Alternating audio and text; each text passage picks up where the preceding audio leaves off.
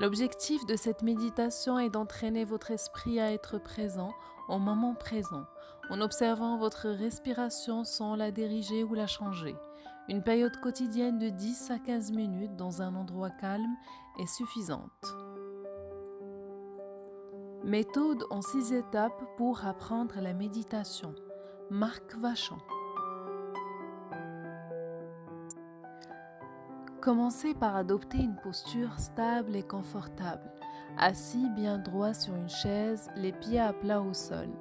Ou encore allongez-vous sur le dos avec un coussin sous les genoux pour maintenir votre dos bien droit.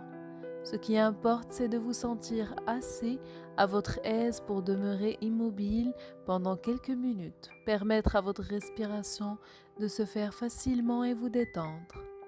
Si vous craignez de vous endormir en méditant allongé, préférez la position assise pour rester alerte.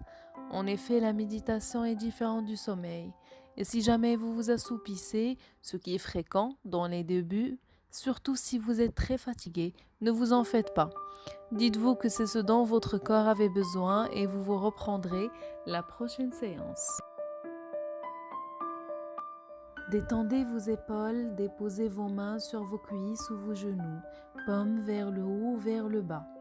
Si vous êtes allongé, placez vos bras de chaque côté de votre corps et vos mains sur le plancher ou déposez sur votre ventre. Retenez que le but, c'est de trouver une posture qui favorise la détente. Alors oubliez la posture du lotus. Si au cours de votre période de méditation, vous sentez un inconfort, prenez-en conscience, puisque c'est ce qui est présent. Modifiez votre posture et continuez.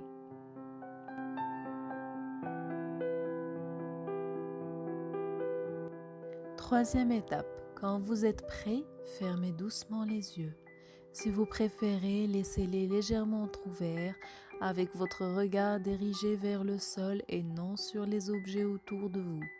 Prenez quelques profondes inspirations, relâchez l'air de vos poumons et détendez-vous. Si vous fonctionnez avec une méditation guidée déjà enregistrée, commencez-la maintenant. Sinon, procédez comme suit. Portez d'abord attention à votre respiration sans la modifier. Sentez l'air qui passe par vos narines, votre ventre qui se gonfle et se dégonfle légèrement.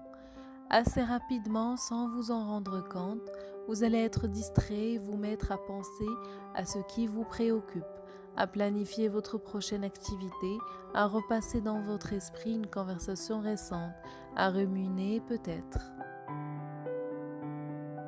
Je veux bien apprendre la méditation, mais que faire avec les distractions? Dès que vous prenez conscience d'une distraction, ramenez tout simplement votre attention à votre respiration.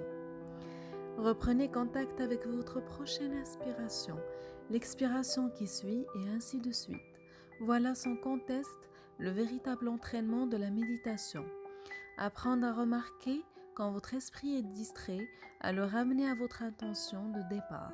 C'est un apprentissage qui s'étend au reste de votre vie et qui permet de faire cesser les ruminations, les dialogues internes, d'interrompre la résistance avant que d'y être trop engagé. Quand vous notez que votre esprit est encore parti ailleurs, vous pouvez aussi laisser aller la pensée que vous avez en vous disant « je penserai à cela plus tard ». Ramenez à nouveau votre attention à votre respiration. Peu importe le nombre de fois où vous êtes distrait, l'importance c'est de revenir à votre respiration dès que vous vous en apercevez.